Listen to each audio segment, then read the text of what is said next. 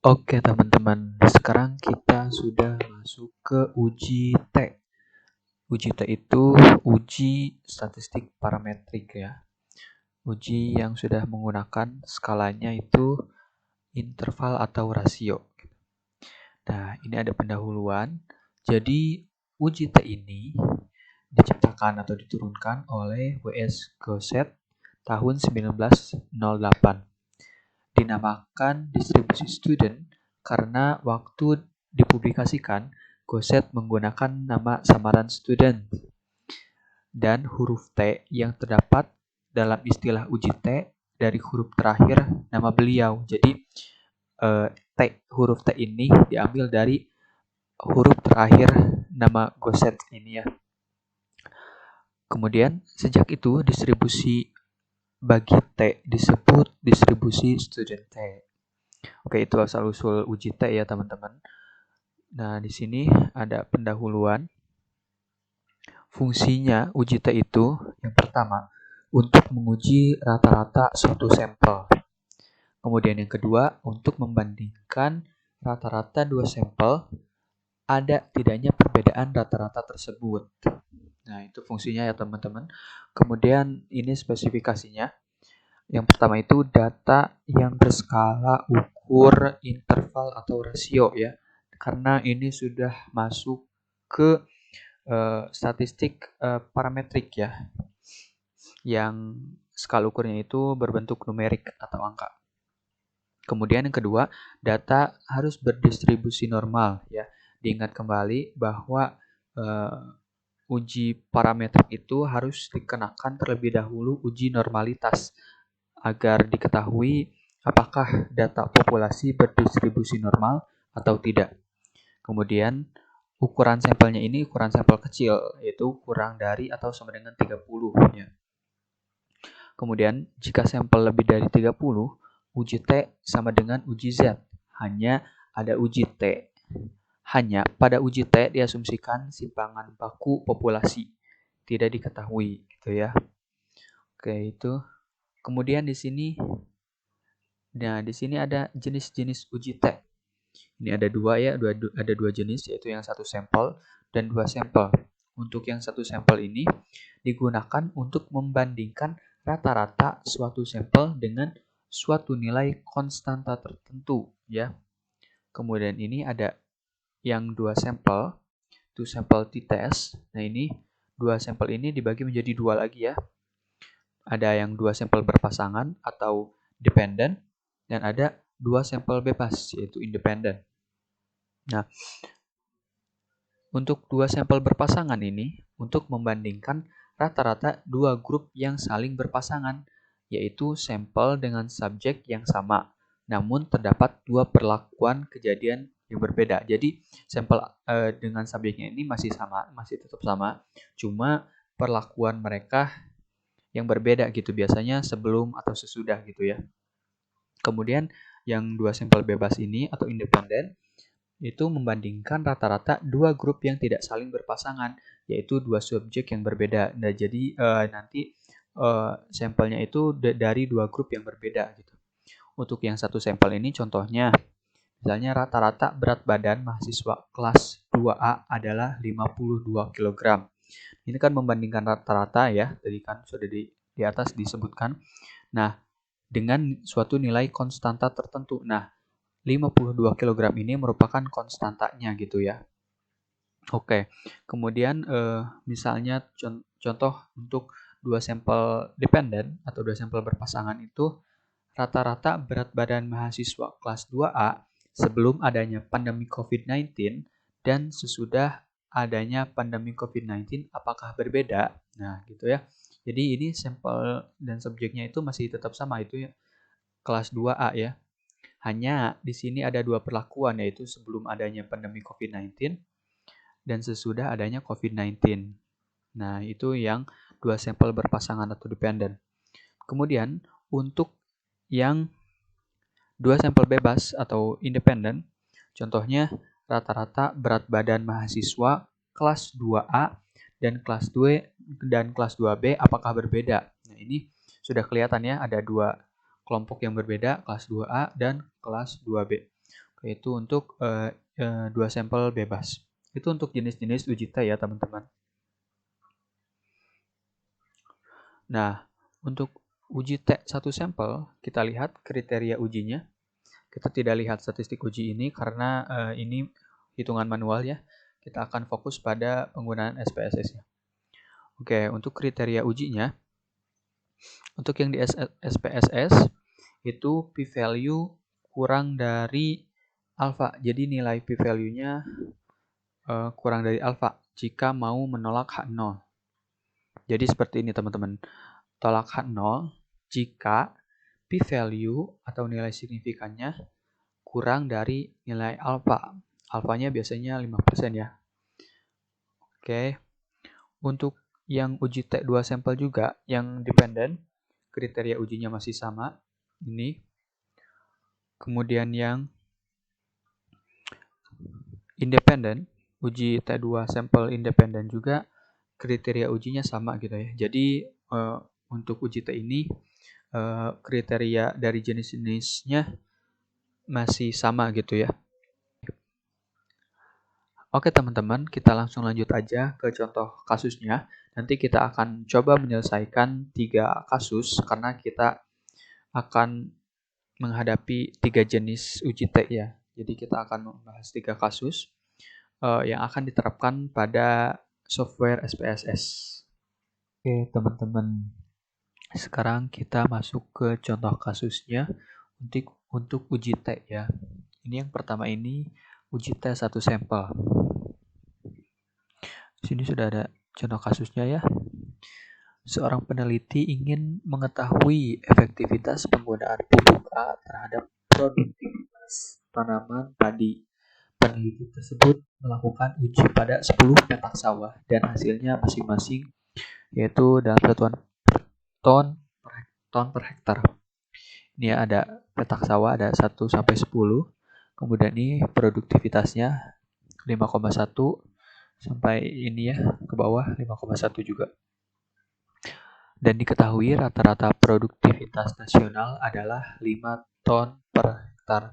Dengan alfa 5%, ingin diketahui apakah rata-rata produktivitas tanaman padi dengan penggunaan pupuk A sama dengan rata-rata produktivitas nasional. Nah, di sini kita temukan gitu suatu konstanta gitu ya. Kita kan ingin mengetahui rata-rata. Nah, ini rata-rata dari produktivitas nasional adalah 5 ton per H. Ini tuh konstantanya ya. Jadi kita bisa menggunakan uji T dulu gitu ya untuk mengujinya. Oke, di sini kita temukan hipotesis. Yang pertama itu hipotesis statistik uji normalitas yang mengingat ini merupakan uji statistik parametrik yang membutuhkan asumsi apakah data berdistribusi normal atau tidak gitu ya. Jadi di H0 ini kita isi data populasi berdistribusi normal dan di H1 data populasi tidak berdistribusi normal. Untuk hipotesis statistik uji T-nya, H0 rata-rata produktivitas tanaman padi dengan penggunaan pupuk A sama dengan rata-rata produktivitas nasional. Kemudian yang H1 rata-rata produktivitas tanaman padi dengan penggunaan pupuk A berbeda dengan rata-rata produktivitas nasional. Untuk alfanya atau taraf nyatanya adalah 5% atau 0,05. Oke teman-teman, kita langsung ke sebelah kanan. Sini saya sudah masukkan datanya, 10 data tadi, 5,1 sampai ini 5,1 juga. Ada 10 ya. Kemudian kita ke variable view.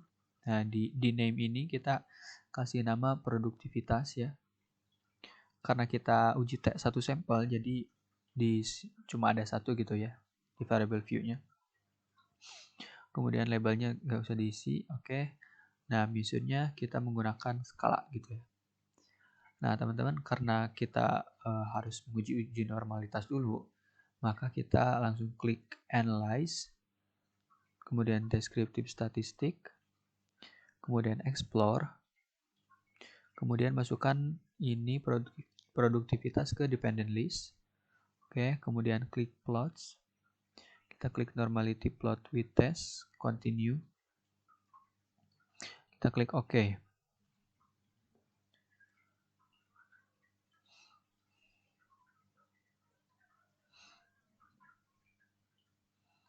Nah, ini sudah muncul ya outputnya ada 3. Nah, ini kita lihat. Di sini ada 0,245 dan 0,133. Bisa kita lihat bahwa nilai p-value ini adalah lebih dari nilai alfanya ya. Berarti data berdistribusi normal. Oke, selanjutnya kita lakukan uji T-nya ya, analyze. Kita ke sini, kemudian compare means, one sample t-test. Klik OK, kita masukkan produktivitas ke test variable. Kita lihat optionnya. Ini confidence intervalnya 95% ya, berarti tarafnya atau alfanya itu 5%. Oke, kita klik OK. Nah, ini juga sudah keluar. Ada 2 ya teman-teman. Oke, kita langsung ke pembahasan. Nah, ini statistik ujinya. Ini tadi test of normality-nya ya, sudah normal, data berdistribusi normal.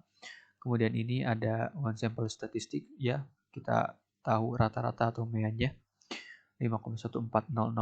Nah, kemudian di sini ada one sample test. Ini untuk uji T-nya.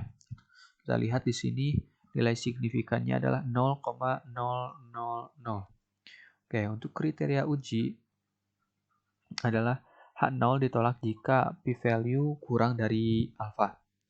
Nah, karena p-value ini tadi 0,000 kurang dari alfa, yaitu alfanya kan 0,05 ya, maka H0 ditolak. Oleh karena itu, berdasarkan hasil tersebut, dapat disimpulkan bahwa rata-rata produktivitas tanaman padi dengan penggunaan pupuk A berbeda dengan rata-rata produktivitas nasional. Oke, teman-teman. Itu untuk penyelesaian kasus 1 untuk uji T1 sampel. Oke, teman-teman. Sekarang kita masuk ke kasus kedua untuk uji T sampel dependent ya. Nah, di sini ada contoh kasusnya. Kasus 2, akan diteliti mengenai perbedaan penjualan sepeda motor merek A di sebuah kabupaten sebelum dan sesudah adanya ketetapan kenaikan pajak kendaraan. Data diambil dari 15 dealer. Data yang diperoleh adalah sebagai berikut. Ini ya, datanya ada 8 sampai 15 ya. 15 dealer. Kemudian ini dikenai sebelum dan sesudah, efek sebelum dan sesudah kenaikan pajak gitu ya. Jadi kita gunakan uji T sample dependent karena subjeknya itu masih sama ya, dealer, cuma ada perlakuan beda yaitu sebelum dan sesudah. Pertanyaannya, apakah ada perbedaan penjualan sebelum dan setelah adanya ketetapan kenaikan pajak kendaraan? Nah, di sini ada hipotesisnya ya. Yang pertama itu hipotesis statistik uji normalitas ya. Sama karena ini merupakan uji parametrik ya. Di H0 ini sama saja data populasi berdistribusi normal. Kemudian H1 data populasi tidak berdistribusi normal. Untuk hipotesis statistik uji T sample dependent ini, untuk H0, rata-rata penjualan sepeda motor merek A di sebuah kabupaten sebelum dan sesudah adanya ketetapan kenaikan pajak kendaraan adalah sama. Untuk H1, rata-rata penjualan sepeda motor merek A di sebuah kabupaten sebelum dan sesudah adanya ketetapan kenaikan pajak kendaraan adalah berbeda. Kita gunakan alfa atau taraf nyatanya 5% ya, atau 0,05. Oke, kita langsung ke SPSS-nya. Ini saya sudah masukkan ya datanya. Ini yang sebelum, ini yang setelah ya. Nah, kita ke variable view. Tadi ya, yang pertama itu, kolom yang pertama itu yang sebelum. Kemudian kolom yang kedua itu yang setelah. Oke, ini di label. Kita beri penjelasan lagi ya. Sebelum adanya ketetapan kenaikan pajak kendaraan. Dan yang kedua adalah setelah adanya ketetapan kenaikan pajak kendaraan. Untuk measure-nya kita gunakan scale. Oke, yang pertama kita lakukan uji normalitas terlebih dahulu. kita ke deskriptif statistik, kemudian explore. Kemudian masukkan kedua variabel ini. Sini udah masuk. Kemudian plots.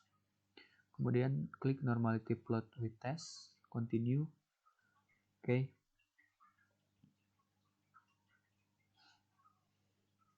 Nah, ini teman-teman sudah ada ya. Nah, ini nilai uji normalitasnya. Oke. Selanjutnya untuk uji T, kita ke compare means, kemudian paired sample t-test. Oke. Ini kita masukkan keduanya, variabel 1, variabel 2, ke paired variables, kemudian option. Karena kita menggunakan taraf nyatanya atau alfanya 5%, berarti confidence interval percentage-nya adalah 95%. Continue, kita klik OK.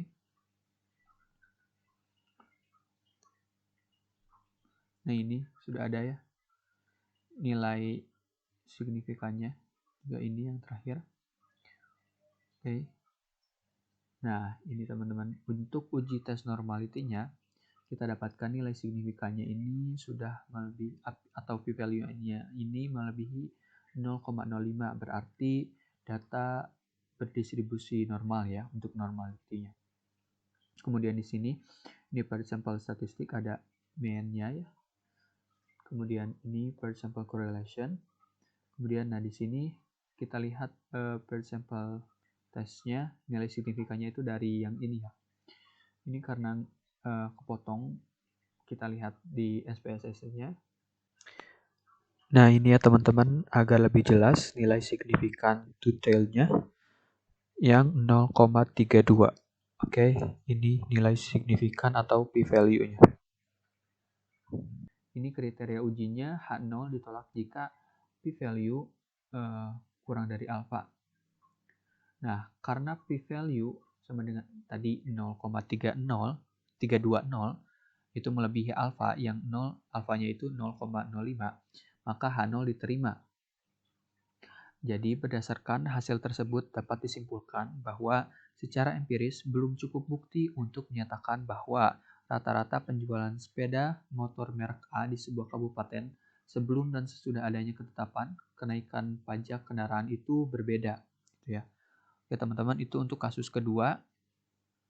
Teman-teman, sekarang kita masuk ke kasus ketiga untuk uji T, untuk yang jenis uji T independen ya. Di sini saya sudah dapat contoh kasusnya. Seorang guru matematika di salah satu SMA negeri di Bogor ingin menguji apakah terdapat perbedaan nilai ujian matematika antara kelas A dan B. Guru tersebut mengambil sampel secara acak sebanyak 15 orang siswa dari masing-masing kelas. Nah, berikut ini datanya ya. Ini datanya. Jadi ada kelompok A dan kelompok B ya, kelas A dan kelas B. Jadi ini sampelnya independen gitu ya. Pertanyaannya, apakah kelas A dan B memiliki rata-rata nilai ujian matematika yang berbeda? Nah, untuk kasus ketiga ini, untuk uji T independen, kita dapatkan hipotesis statistik uji homogenitasnya. Jadi untuk H0, data homogen atau kedua kelompok memiliki varian yang sama. Yang kemudian H1, data tidak homogen atau kedua kelompok memiliki varian yang berbeda. Kemudian untuk hipotesis statistiknya, H0, rata-rata nilai ujian matematika kelas A sama dengan rata-rata nilai ujian kelas matematika kelas B. Kemudian H1, rata-rata nilai ujian matematika kelas A tidak sama dengan rata-rata nilai ujian matematika kelas B. Untuk alfanya atau taraf nyatanya itu kita gunakan 5% juga ya, atau 0,05. Oke, selanjutnya kita masuk ke SPSS-nya ya, ini. Di variable view, di sini ada nilai, kan tadi ada nilai ya. Kemudian ada kelas. Nah, tadi sebelumnya saya sudah masukkan nilai ini. Jadi dari nilai kelas A dan kelas B saya satukan dalam satu kolom. Ya, ini ada jadi 30 ya. 30 baris. Kemudian untuk kelas juga, jadi ini ada 15 untuk kelas A, angka 1 ini untuk kelas A, angka 2 ini untuk kelas B, gitu ya. Oke, kita lihat lebih jelas di variable view. Tadi ada nilai, kemudian ada kelas. Untuk labelnya, saya beri nama nilai ujian matematika untuk kolom 1, kemudian kedua ada kelas. Nah, untuk values di nilai ujian kita kosongkan aja, sedangkan di kelas kita beri tanda ya, tadi sudah diberi tanda. Angka 1 ini untuk kelas A, angka 2 tadi untuk kelas B ya. Kemudian untuk data variabel pertama itu saya gunakan skala. Kemudian untuk yang kedua, untuk kelas ini nominal. Oke, untuk uji T kita langsung klik Analyze. Kemudian Compare Means. Kemudian klik Independent Sample T-Test. Masukkan nilai ujian matematika ke sini, ke tes variabel. Kemudian kelas ke grouping variabel. Definisikan grup 1 tadi ya untuk kelas A, grup 2 untuk kelas B. Continue. Nah, ini taraf confidence intervalnya 95% ya, karena kita gunakan alfanya 5%. Oke, kita klik langsung klik OK.